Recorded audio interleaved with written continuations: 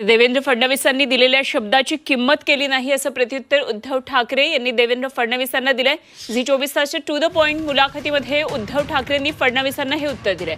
फडणवीसांना शिवसेनेचा remote control मोदींच्या हाती द्यायचा होता आणि तो कदापि देणार नाही असंही उद्धव ठाकरे यांनी म्हटलंय।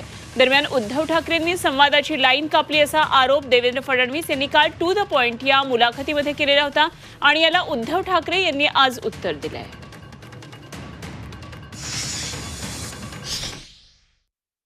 तुम्हाला असं कधी वाटलं नाही त्याच्याशी ह्या मुद्द्यावरती कधी बोललं जावं की तुमचं इथे साईडलाईन तुम्ही होताय बोलावं किंवा परत काही channel of line of communication open करावं असं कधी वाटलं नाही?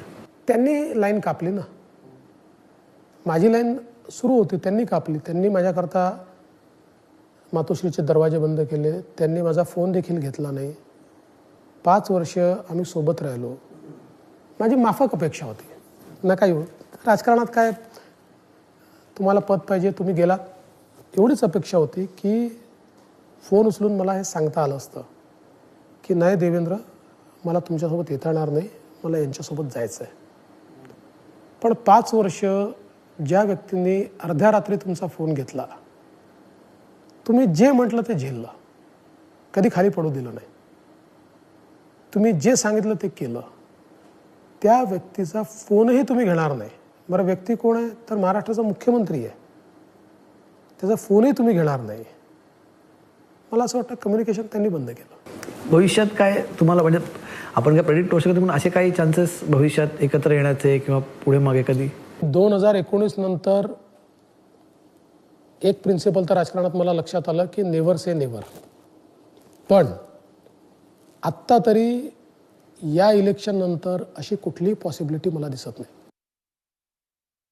फडणवीस मला काल सांगत होते मुलाखतीमध्ये की तुम्ही संभाषणाच्या लाईन्स पूर्ण कट केल्या, म्हणजे ते म्हणत होते की मी ज्या व्यक्तीसाठी त्यांना खूप वाईट त्यांचं नाही मला वाईट वाटलं की ज्या व्यक्तीसाठी की माणूस एवढा कसा काय बिघडू शकतो।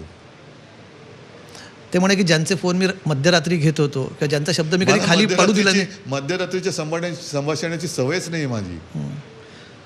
ते म्हणले की त्यांचा शब्द मी कधी खाली पडू दिला आणि त्यांनी माझे फोनच घेणं बंद करून टाकलं आणि कम्युनिकेशनच्या लाईन्स बंद करून टाकल्या। शब्दाला दिलेल्या शब्दाला किंमत नाही दिली। त्यांना माझ्या शिवसेनेचा रिमोट कंट्रोल मोदींच्या हातात पाहिजे होता, जो मी कदापि देणार नाही।